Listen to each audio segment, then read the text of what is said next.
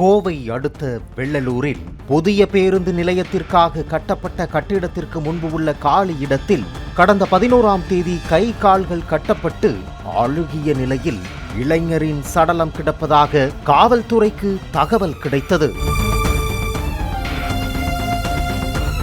விரைந்து சென்ற காவல்துறையினர் மோப்பநாய் உதவியுடன் தடயங்களை சேகரித்தனர். யாரோ அந்த சடலத்தை காரில் கொண்டு வந்து வீசி சென்றிருப்பது தெரிய வந்தது. அந்த சடலத்தை கைப்பற்றி பிணக்கூராய்வுக்கு அனுப்பி வைத்தனர். 4 தனிப்படைகள் அமைக்கப்பட்டு போலீசார் விசாரணையை முன்னெடுத்தனர். முதற்கட்ட விசாரணையில் கொல்லப்பட்டவர் கோவையைச் சேர்ந்த கல்லூரி மாணவர் சூர்யா என்பது தெரிய வந்தது. மாணவர் சூர்யாவின் சட்டைப்பையில் இருந்த துண்டுச்சீட்டில் எழுதப்பட்டிருந்த செல்போன் எண்ணை வைத்து விசாரணை நடத்திய போலீசார் மாதேஷ் என்பவரை பிடித்து விசாரித்தனர். முதலில் தனக்கு தெரியாது என்று மாதேஷ் மறுப்பு தெரிவித்த நிலையில் அவரது செல்போன் தொடர்புகளை ஆய்வு செய்த போலீசார் சூர்யா கடைசியாக மாதேஷுடன் பேசியதை உறுதி செய்தனர். தனியார் கல்லூரியில் படிப்பை பாதியில் நிறுத்திய மாதேஷ் கார் கன்சல்டிங் தொழில் செய்து வரும் நிலையில் எதற்காக கல்லூரி மாணவரை கொலை செய்தார் என்று விசாரித்த போது நட்புக்காக செய்த கொடூர செயல் வெளிச்சத்துக்கு வந்தது. மாதேஷின் நண்பன் மதுரை மாவட்டம் அவனியாபுரத்தை பூர்வீகமாக கொண்ட கார்த்திக். இவன் கோவை நவ இந்தியாவில் உள்ள தனியார் கல்லூரியில் படித்து வந்தான். இவனுடன் மாணவி ஒருவர் பழகி வந்துள்ளார்.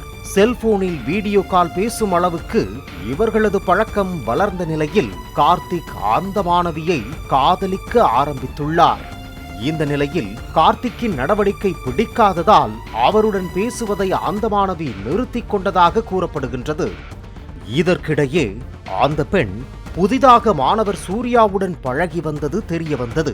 சூர்யாவின் செல்போனில் அந்த பெண்ணுடன் வீடியோ காலில் பேசிய வீடியோக்கள் இருப்பதை பார்த்து தான் காதலிக்கும் பெண்ணையே சூர்யா காதலிப்பதாக நினைத்து கார்த்திக் ஆத்திரம் கொண்டுள்ளான்.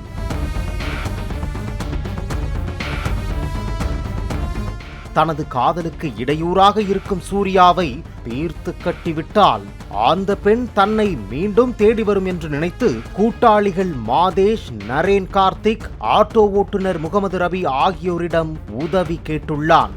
சூர்யா செமஸ்டர் விடுமுறைக்கு சொந்த ஊரான மதுரைக்கு சென்றிருந்த நிலையில் அவருடன் ஏற்கனவே பழக்கமான மாதேஷை வைத்து பேசி பார்ட்டி பண்ணலாம் என்று கோவைக்கு வரவழைத்துள்ளனர். சம்பவத்தன்று கோவை ஆறுமுக கவுண்டனூரில் மாதேஷ் தங்கியிருந்த அறைக்கு சூர்யா சென்றுள்ளார். அங்கு வைத்து சூர்யாவை மூக்குமுட்ட மது அருந்தச் செய்துள்ளார்.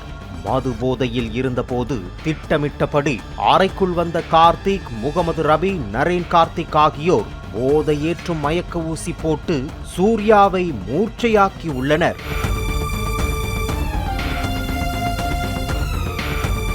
மயக்கமடைந்த நிலையில் கிடந்த சூர்யாவின் கை கால்களை கட்டி போட்டு தலையணையால் முகத்தில் அழுத்தி மூச்சை நிறுத்தி கொலை செய்ததாக கொலையாளிகள் வாக்குமூலம் அளித்திருப்பதாக போலீசார் தெரிவித்தனர்.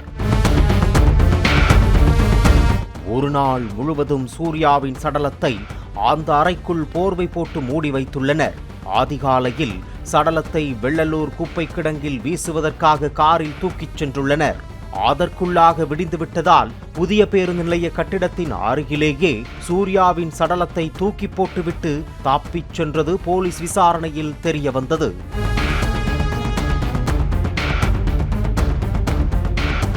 நரேன் கார்த்திக்கின் தந்தை மெடிக்கல் வைத்திருப்பதால் அங்கிருந்து போதையுடன் மயக்கம் தரும் ஊசி மருந்தை எடுத்து வந்தது போலீஸ் விசாரணையில் தெரிய வந்தது. இந்த வகை மருந்துகளை இலசுகள் பலர் போதைக்காக பயன்படுத்துவார்கள் என்றும் அந்த மருந்து உடலில் போதையேற்றி மயக்கத்திலேயே வைத்திருக்கும் என்றும் கொலை செய்யும் போது சத்தம் அக்கம் பக்கத்தில் கேட்டுவிடக்கூடாது என்பதற்காக இப்படி செய்ததாகவும் கூறப்படுகின்றது. இதையடுத்து மாணவர் சூர்யா கொலை சம்பவம் தொடர்பாக பழகி கெடுத்த மாணவர்கள் கார்த்திக், நரேன், கார்த்திக் மற்றும் மாதேஷ், முகமது ரபி ஆகிய 4 பேரையும் கைது செய்த போலீசார் அவர்களை நீதிமன்றத்தில் ஆஜர்படுத்தி கோவை மத்திய சிறையில் அடைத்தனர். கூடா நட்பு கேடாய் முடியும் என்பதற்கு இந்த சம்பவம் மற்றும் ஒரு உதாரணம். பாலிமர் செய்திகளுக்காக கோவை செய்தியாளர் நேசராஜ் மற்றும் வேல்ராஜ். பிளே ஸ்டோர் மற்றும் ஆப் ஸ்டோரில் இருந்து பாலிமர் செயலியை QR கோடு மூலம் பதிவிறக்கம் செய்யுங்கள். செய்திகளை உடனுக்குடன் பெறுங்கள்.